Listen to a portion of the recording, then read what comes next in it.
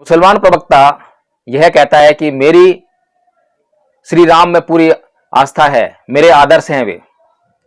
क्या ये स्टेटमेंट किसी के गले उतर सकती है कि किसी मुसलमान का आदर्श यदि श्री राम हो तो वह मुस्लिम धर्म में क्या कर रहा है, तो वह मस्जिद में क्या करने जाता है, तो वह अल्लाह की स्तुति क्यों करता है, तो नवाज़दा क्यों करता है, तो वह अपना आदर्श माने जाने वाले मर्यादा पुरुषोत्तम राम के बताए हुए मार्ग पर क्यों नहीं चलता, मुस्लिम धर्म छोड़कर हिंदू क्यों नहीं बन जाता। इतनी सी बात समझ में नहीं आती है कि यह अछूतपन लादने वाला जो है ब्राह्मण वर्ग नहीं था, उसके इशारे पर आप पर अत्याचार करने वाला क्षत्रिय वर्ग नहीं था, इस ब्राह्मण के इशारे पर आपसे आपकी आर्थिक व्यवस्था को छीन लेने वाला वैश्य नहीं था। क्या इन तीनों ऊपर के वर्णों ने एक साथ मिलकर आपके पूर्वजों पर घनघोर अत्याचार नहीं किए हैं? क्या आज भी इस देश में ये तीनों मिलकर इस देश की राजसत्ता, इस देश के उद्योग पर अपना अधिकार नहीं जमाए बैठे हैं? साथियों, 2024 अब नजदीक है, आपको किसको वोट देना है इससे कहीं ज्यादा महत्वपूर्ण यह है कि आपको किसको वोट नहीं देना है। क्या आपको आप हिंदू नहीं हैं, और हिंदू शब्द जो है आपको किसी भी धर्म ग्रंथ में नहीं मिलेगा, ये बार बार आपको बताया जाता है, बार बार समझाया जाता है। आप रामायण पढ़ लीजिए, महाभारत पढ़ लीजिए, आप खोज के निकालिए, वहां पर कहीं पर भी हिंदू शब्द लिखा हो। मनुस्मृति पढ़ लीजिए, कहीं से भी खोज कर निकालिए, कहीं हिंदू शब्द लिखा हो। यह हिंदू शब्द केवल और केवल जब इस देश के ब्राह्मण वर्ग ने यह जान लिया कि अब इस देश में लोकतंत्र के आधार पर सत्ता हासिल की जा सकती है, तब आपके वोट को हासिल करने के लिए यह हिंदू शब्द गढ़ा गया। आपको चुनाव खत्म होंगे तब आप फिर से हिंदू न रह जाएंगे, दलित बन जाएंगे, और दलित के नाम पर जितेंद्र मेघवाल की हत्या होगी, कहीं पर इंद्र मेघवाल की हत्या होगी, कहीं पर किसी को घोड़ी पर नहीं बैठने दिया जाएगा, कहीं पर किसी को जूती नहीं पहनने दिया जाएगा, कहीं पर किसी को मूंछ नहीं रखने दिया जाएगा। बेटा या उसकी बेटी इन दंगों में आपको भाग लेते हुए दिखाई नहीं देगी, वो किसी पर पत्थर मारते हुए दिखाई नहीं देगी। राजनाथ सिंह का बेटा या अरुण जेटली का बेटा या किसी अन्य भाजपा नेता का बेटा, जितने भी ये शीर्ष नेतृत्व पर बैठे हुए लोग हैं, उनके घर से आपको कोई बेटा बेटी आपको इन दंगों में भाग लेता हुआ, पत्थर मारता हुआ दिखाई नहीं देगा, आग लगाता हुआ दिखाई नहीं देगा, गाली गलौज करता हुआ दिखाई नहीं देगा, अपने ही भाइयों से लड़ता हुआ दिखाई नहीं देगा। और इनके लिए कोई हिंदू मुसलमान नहीं है। जितने भी भाजपा के नेता हैं उन सबके दामाद मुसलमान हैं। जितने भी हिंदुत्व का ठेका लेने वाले नेता हैं, चाहे विश्व हिंदू परिषद के अशोक सिंघल जी हों या आडवाणी जी हों या कोई भी अन्य नेता उठा के देख लीजिए, इनके दामाद कौन हैं? बहुत सी हिंदुत्व का राग अलापने वाली जो महिलाएं हैं, जिनमें कि स्मृति ईरानी प्रमुखता से आपको दिखाई देती होंगी, सिलेंडर वुमेन, उनके पति कौन हैं? अगर इनके दामाद और इनके पति मुसलमान हैं तो ये हिंदू मुसलमान का जो नाटक है वो किसके लिए है? साथियों, अगर यह चर्चा गोदी मीडिया में 4-5 दिन तक चल गई होती तो पूरे देश का माहौल बदल गया होता। हर एक हिंदू जो सच्चाई और ईमानदारी पर अपने जीवन को चलाने का कार्य करता है, वह सोचने पर मजबूर होता कि क्या वास्तव में हिंदुओं ने बौद्धों के मठों पर, बौद्ध मंदिरों पर कब्जा करके या उनका रूप परिवर्तित करके हिंदू मंदिरों की स्थापना की है।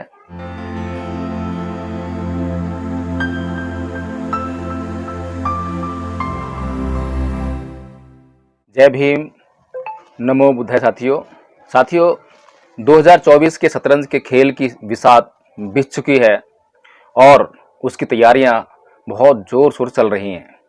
आपने 2024 के लोकसभा चुनावों की तैयारी के रूप में पहला उदाहरण मणिपुर का देखा होगा, कितने अच्छी तरीके से वहाँ पर जो है वेल प्लान्ड दंगे कराए गए। उसके बाद आपने जो है जयपुर मुंबई एक्सप्रेस ट्रेन में हुए हादसे को देखा होगा कि किस तरह से मोदी योगी को वोट देने या उनका नाम न लेने पर किस तरह से जो है 4 आदमियों की हत्या कर दी गई।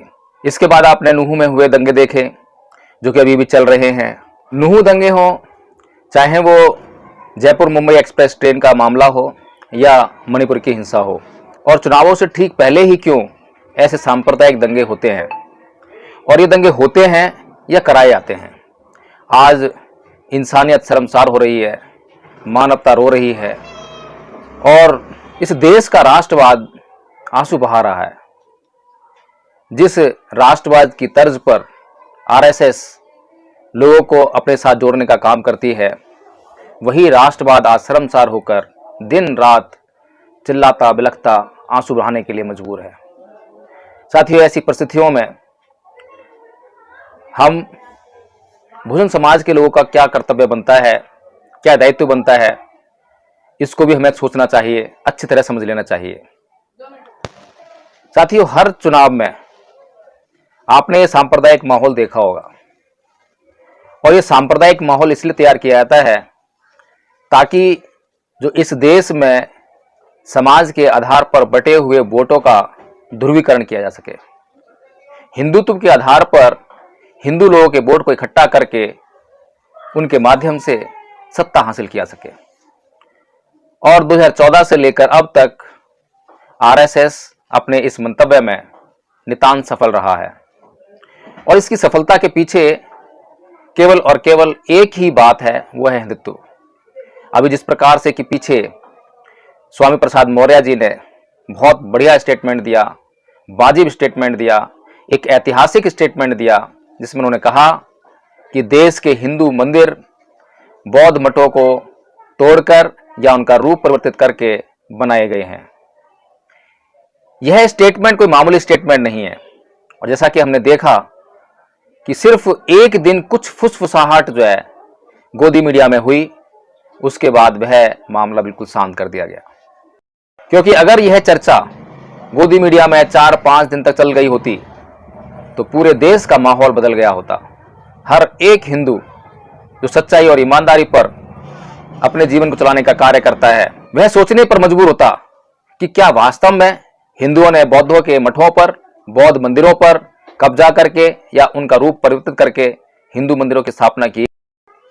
जिस तरह से इस्लाम में किसी भी अन्य धर्म के मंदिर, गुरुद्वारे या मस्जिद या किसी अन्य धार्मिक स्थान को कब्जा कर या तोड़कर उस पर मस्जिद बना ली जाती है तो वह गुनाह माना जाता है।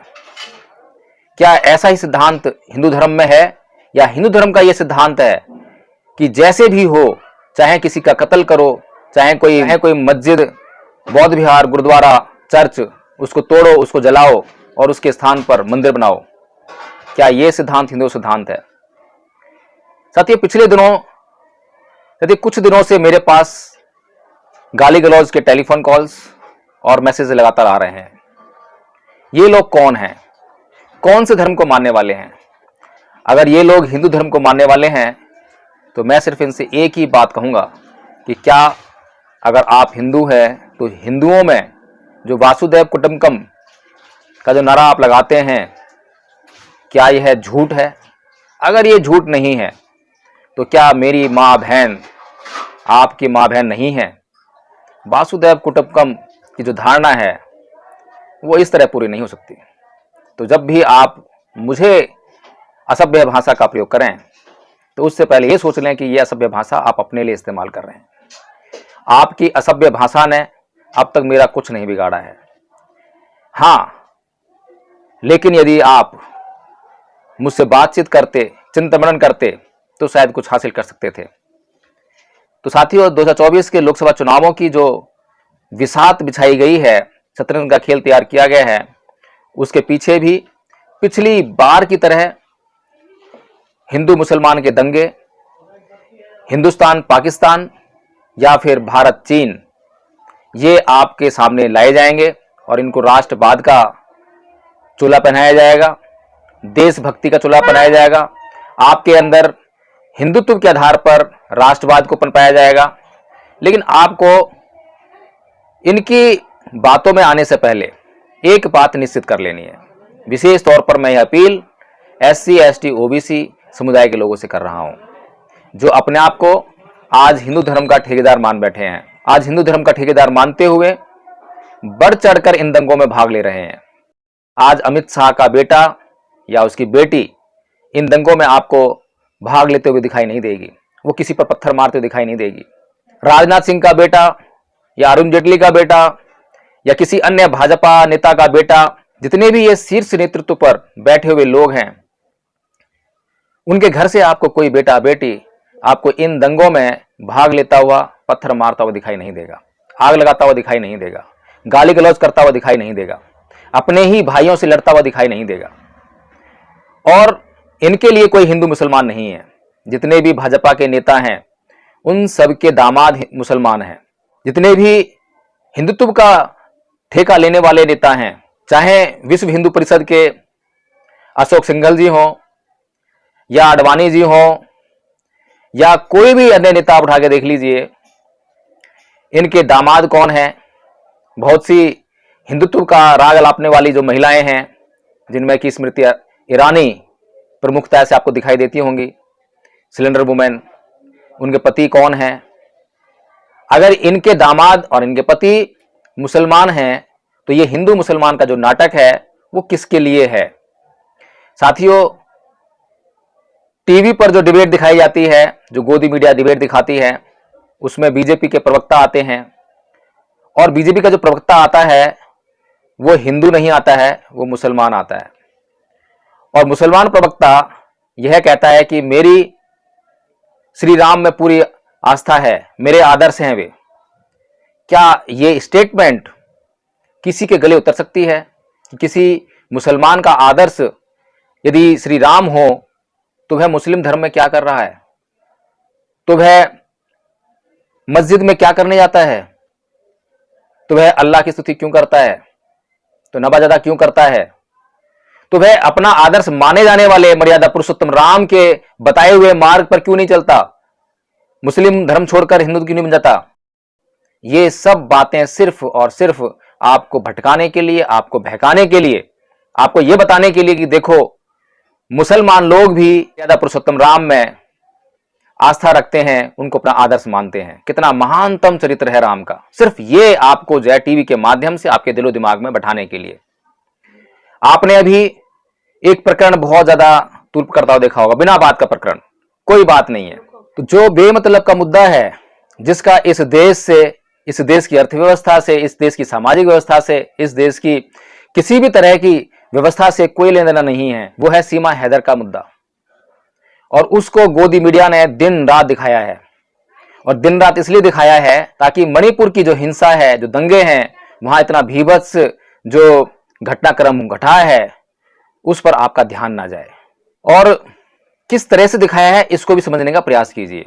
जैसे ही यहां के लोगों को यह मालूम पड़ा कि भारत की एक हिंदू लड़की पाकिस्तान चली गई है, जिसका नाम अंजू है, और उसने वहां के एक मुस्लिम युवक से शादी कर ली है फेसबुक लव के कारण जो है, और ये भी पता लगा इन लोगों को, जो है भारत के लोगों को, कि वहां के एक सेठ ने उस लड़की को एक बहुत अच्छा आलीशान मकान दिया है खरीद कर, और उसकी काफी आर्थिक हेल्प वहां के लोग कर रहे हैं। तो ये बात जो है यहाँ के लोगों से पच नहीं पाई। यहाँ के हिंदुओं के मन में, तन बदन में आग लग गई। उसके बाद से आप देखिए यहाँ पर क्या होता है। यहाँ के जो फिल्म निर्माता हैं वो सचिन और सीमा हैदर को फिल्म में काम करने का ऑफर देते हैं। गुजरात के एक सेठ ने अपनी कंपनी में उस सीमा को और सचिन को, दोनों को नौकरी देने की बात कही है, और पैकेज जो है 50,000 रुपया महीना सीमा के लिए और 50,000 रुपया महीना सचिन के लिए।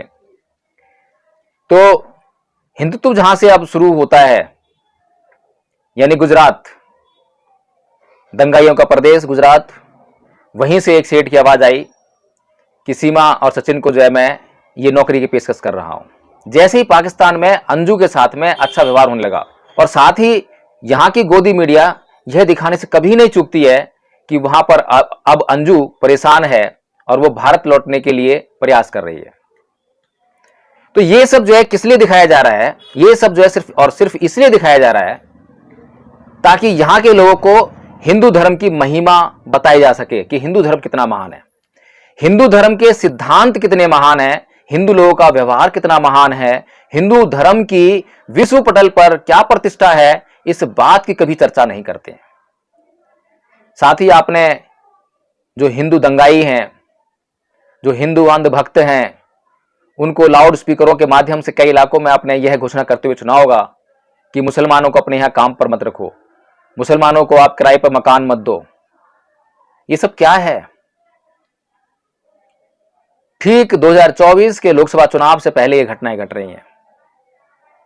और आज अगर हिंदू धर्म की बात की जाए तो इस हिंदू धर्म की रीढ़ जो है ये SC ST OBC समाज ही है, जो अपने आप को आज हिंदू धर्म का ठेकेदार प्रोधा मानकर बैठा हुआ है कि हिंदू धर्म चल रहा है तो इनकी वजह चल रहा है। लेकिन एक बात आप मेरी ध्यान से सुन लीजिए, जैसे ही ये चुनाव खत्म होंगे तब आप फिर से हिंदू न रह जाएंगे, दलित बन जाएंगे। और दलित के नाम पर जितेंद्र मेघवाल की हत्या होगी, कहीं पर इंद्र मेघवाल की हत्या होगी, कहीं पर किसी को घोड़ी पर नहीं बैठने दिया जाएगा, कहीं पर किसी को जूती नहीं पहनने दिया जाएगा, कहीं पर किसी को मूंछ नहीं रखने दी जाएगी, कहीं पर किसी हाथ में कुछ घटना घटेगी, कहीं पर किसी हाथ में घटना घटेगी, तब आप हिंदू नहीं रह जाएंगे। और आप आज तक हिंदू रहे कहां हैं? पर सबसे भारी समस्या यह है, यदि कोई साथी जो समझदार साथी हो, अभी भी हिंदू धर्म में यदि उसकी आस्था हो, मैं आस्था तोड़ने की बात नहीं कर रहा हूं, मेरे कहने से आप आस्था मत तोड़िएगा, लेकिन मेरे कहने से सिर्फ एक काम कर लीजिएगा कि आप अपने बच्चों को जो है अभी फिलहाल दंगाई बनने से रोक लीजिएगा, और दूसरा हिंदू धर्म ग्रंथों का अध्ययन कर लीजिएगा, तीसरा स्वामी प्रसाद मौर्य ने जो स्टेटमेंट दी है उसको जरा गंभीरता से सोचने का काम कीजिएगा, चौथा अपने आप को आप हिंदू मानते हैं, थोड़ा सा इतिहास में जाकर देख लीजिएगा कि ये पूरा भारतवर्ष उस समय क्या था, क्या यह हिंदू राष्ट्र था या बौद्ध राष्ट्र था? क्या जो आप SC ST और OBC समाज, क्या आज जो हिंदू हैं, क्या पूर्व में भी हिंदू थे? आप इतने गौरवशाली धर्म के मानने वाले थे जिसका नाम आज विश्व पटल पर बड़े गौरव के साथ, बड़े सम्मान के साथ लिया जाता है,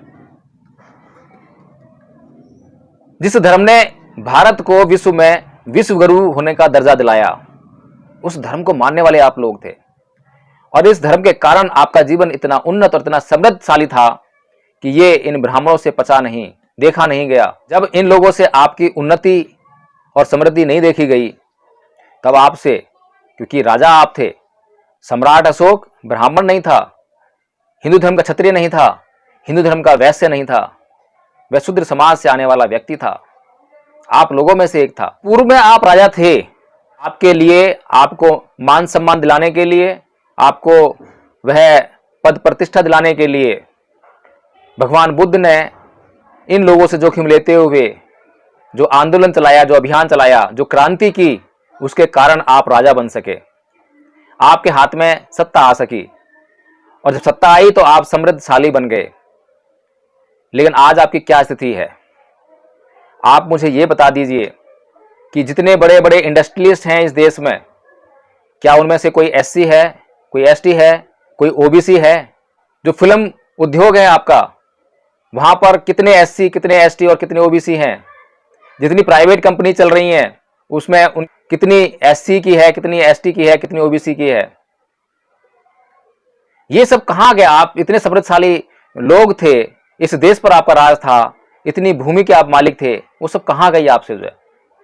और आज आप, जो व्यक्ति भी मेरी बात सुन रहा हो, यदि वह कोई साधारण नौकरी कर रहा है, यदि कोई मजदूरी कर रहा है, तो वह जरूर इस बात पे गौर करे, क्योंकि आप सब लोग, कोई समय था जब बौद्ध थे और बड़े उन्नत जीवन और बड़े समृद्धशाली जीवन के हकदार थे, लेकिन वो जीवन आपसे छीनकर आपको अछूत बनाया गया, आपके साथ छुआछूत की गई, जिसके दर्शन आज भी आपको होते हैं। आज भी ऐसा नहीं है कि आपको सम्मान मिल गया है, हालांकि संविधान के जरिए आपको जो है कानून मिल गया है, कानून का संरक्षण मिल गया है, लेकिन फिर भी आपके ऊपर अत्याचार आज भी रुके नहीं हैं।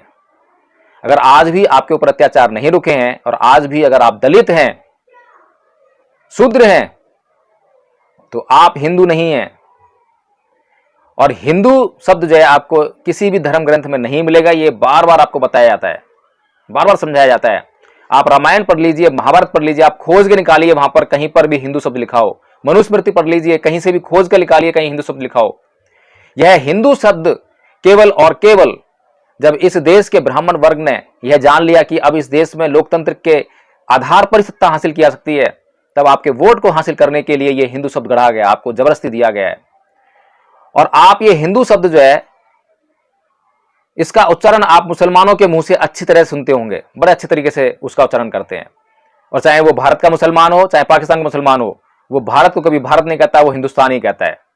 इसका असली कारण यह है कि ये शब्द की पैदाइश मुसलमानों के द्वारा की गई है। मुसलमानों ने यह शब्द हमें दिया है। और इसका क्या अर्थ होता है, ये आप खुद खोजिए कि इसका कोई अच्छा सम्मानजनक अर्थ होता है या इसके अर्थ में कुछ अपमान आपके लिए छुपा है। तो पहली बात तो यह है कि आप हिंदू नहीं हैं। और अगर आप हिंदू अपने आप को मानते हैं तो आपके साथ में कभी भी आप कहीं सफर कर रहे हो और दूसरा हिंदू आपके साथ बैठा हो जो उच्च वर्ण से हो, उच्च जाति का कहने वाला हो, तो जब आप उसको बोलोगे कि मैं हिंदू हूं, तो वहीं रुकने वाला नहीं है। वो पूछेगा कि आपके नाम के आगे क्या लगाते हो या हिंदुओं में कौन हो। आपकी जाति जब तक ना पूछ ले तब तक वो आपसे व्यवहार करने वाला नहीं है। आपके साथ बैठकर बातचीत करेगा या नहीं करेगा, आपके साथ बैठकर खाना खाएगा नहीं खाएगा, या आप पर उसको अत्याचार करना है। यह सब आप जब हिंदू बता देंगे कि मैं हिंदू हूं, उसके बाद जब आपके मुंह से सुन लेंगे कि मैं हिंदुओं में इस समाज से हूं, तब उनको चैन पड़ता है। तो इसलिए साथियों, 2024 अब नजदीक है। आपको किसको वोट देना है, इससे कहीं ज्यादा महत्वपूर्ण यह है कि आपको किसको वोट नहीं देना है।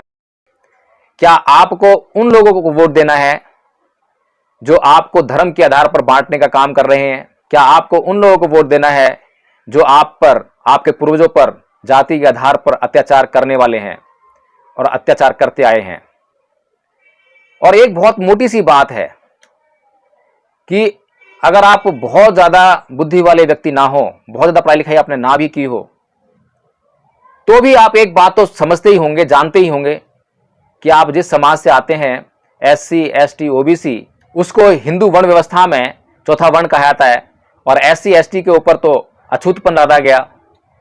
ये अछूतपन लादने वाले कौन लोग थे? क्या आपको इतनी सी बात समझ में नहीं आती है कि ये अछूतपन लादने वाला जो है ब्राह्मण वर्ग नहीं था, उसके इशारे पर आप पर अत्याचार करने वाला क्षत्रिय वर्ग नहीं था, इस ब्राह्मण के इशारे पर आपसे आपकी आर्थिक व्यवस्था को छीन लेने वाला वैश्य नहीं था?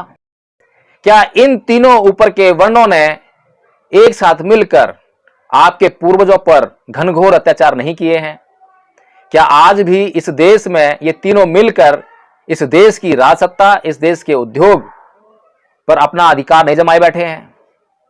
क्या आपके दिमाग में इतनी सी बात भी नहीं बैठती है? क्या आपके कुछ सपने नहीं हैं? क्या आपको आपका उन्नत जीवन नहीं चाहिए? क्या आपको इस देश में जो संविधान के माध्यम से, आरक्षण के माध्यम से जो नौकरियां आपके लिए सुनिश्चित की गई, क्या आपको वो नहीं चाहिए? क्या आप ये नहीं जानते हो कि आपकी उन नौकरियों को, आपके आरक्षण को छीनने के लिए जिन्होंने सरकारी नौकरियां समाप्त कर दी, सरकारी महकमे समाप्त कर दिए, जितने भी गवर्नमेंट डिपार्टमेंट थे उन्हें खत्म कर दिया गया ताकि ना रहेगा बांस, ना बजेगी बांसुरी, ना रहेगी सरकारी नौकरी, ना मिलेगा आपको आरक्षण। क्या आपको यह बात समझ में नहीं आती है कि वे कौन लोग हैं? कौन लोग हैं? क्या मुसलमान चाहते हैं कि आपको आरक्षण ना मिले? क्या सिख चाहते हैं आपको आरक्षण ना मिले? क्या जैन चाहते हैं आपको आरक्षण ना मिले? क्या ईसाई चाहते हैं कि आपको आरक्षण ना मिले? क्या इस देश के अलावा कहीं और पूरी दुनिया का कोई आदमी चाहता है कि आपको आरक्षण ना मिले? तो आप अपने खिलाफ षड्यंत्र करने वाले को क्यों नहीं पहचान रहे हैं? आप ये क्यों नहीं जान रहे हैं कि आपका असली दुश्मन कौन है? और आप लगातार बस एक ही बात के आधार पर कि हिंदू होने के नाते जो है आप उसी को लगातार वोट देते हैं, क्योंकि वो आपको डर दिखाता है कि आप कि इस देश में जो है हिंदुओं को मुसलमान से खतरा है और आप हिंदू हैं। अगर आप इस आधार पर जो है उसको वोट देकर आते हैं कि आपको मुसलमान से खतरा है क्योंकि आप हिंदू हैं, तो आप घर वापसी क्यों नहीं कर लेते? अगर आप घर वापसी कर लेते हैं और बौद्ध बन जाते हैं तो आपका मुसलमानों से कोई झगड़ा नहीं रह जाएगा, क्योंकि इस देश का जो मुसलमान है वो भी बाहर से नहीं आया है, वो भी इसी देश का मूल निवासी है। आप खुद दिमाग लगाइए, सोचिए कि किन परिस्थितियों में जो है इस देश के उस दलित वर्ग को मुसलमान बनना पड़ा, क्योंकि इस देश के हिंदू ने उसके साथ में अछूतपन का व्यवहार किया, अत्याचार किए। और बौद्ध लोग कभी आपको जो है जबरदस्ती नहीं करते, बौद्ध लोग हमेशा आपको जो है अध्ययन करने के लिए कहते हैं, जांच करने के लिए कहते हैं कि आप जाकर पीछे इतिहास में थोड़ी जांच कीजिए। बस थोड़ा सा कदम बढ़ाते ही आपकी जांच पूरी हो जाएगी, गारंटी देते हैं। आपको मालूम पड़ जाएगा कि आप जो है कभी हिंदू थे ही नहीं, आप तो इस देश के सबसे गौरवशाली धर्म को मानने वाले बौद्ध लोग थे।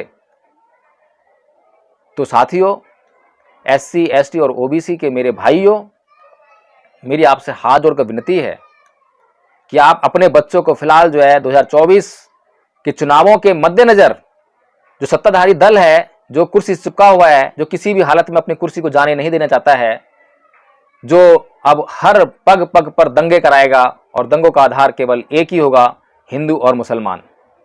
हिंदू मुसलमान के आधार पर दंगे कराएंगे। कभी भी उस हिंदू को ईसाइयों से खतरा नहीं होगा, कभी भी उस हिंदू को किसी और से खतरा नहीं होगा, क्योंकि ईसाइयों की संख्या यहां पर कम है। और आप ये ना समझें कि ईसाइयों की संख्या कम है इसलिए खतरा नहीं है। पूरी दुनिया में आप ईसाइयों की संख्या देखिए तो पहले नंबर पर है। तो हिंदुओं को तो ईसाइयों से भी खतरा है, अगर इस्लाम से खतरा है तो। लेकिन यहां इस देश में जो सत्ताधारी लोग हैं वो आपको केवल और केवल मुसलमान से खतरा दिखाएंगे। क्यों? क्योंकि उनको जो है इस देश में सत्ता हासिल करनी है। तो साथियों, एक बात और मैं कह दूं कि 2024 में यदि SC ST और OBC के लोग मुस्लिम्स के साथ मिलकर सत्ता के लिए प्रयास कर लें तो आपका दुश्मन जो है परास्त हो जाएगा, और आप जो अत्याचार सहन करने वाले लोग हैं, जिनको आप मुस्लिम कह रहे हैं, वो भी आपके इस देश के मूल निवासी हैं, यानी वो भी SC ST और OBC से आने वाले लोग हैं। उनके और आपके बीच में कोई भेद नहीं है, बस थोड़ा सा भेद उत्पन्न हो गया है, वो है धर्म के आधार पर। लेकिन फिर भी सबसे पहले हमें क्या करना है, उस पर हमें ध्यान देना है कि सबसे पहले जो देश में दंगे हो रहे हैं उनमें किसी भी प्रकार से हमें भाग नहीं लेना है। यदि आपका बच्चा, यदि आपका पड़ोसी, यदि आपका रिश्तेदार कहीं किसी दंगों में भाग ले रहा हो, कोई उत्तेजक बात कह रहा हो या उत्तेजक भाषण सुन रहा हो, तो उसको रोकिए, उसको समझाइए। और इतना आप कर लेंगे तो इस देश में शांति, अमन और चैन कायम हो जाएगा। यही हमारा उद्देश्य है।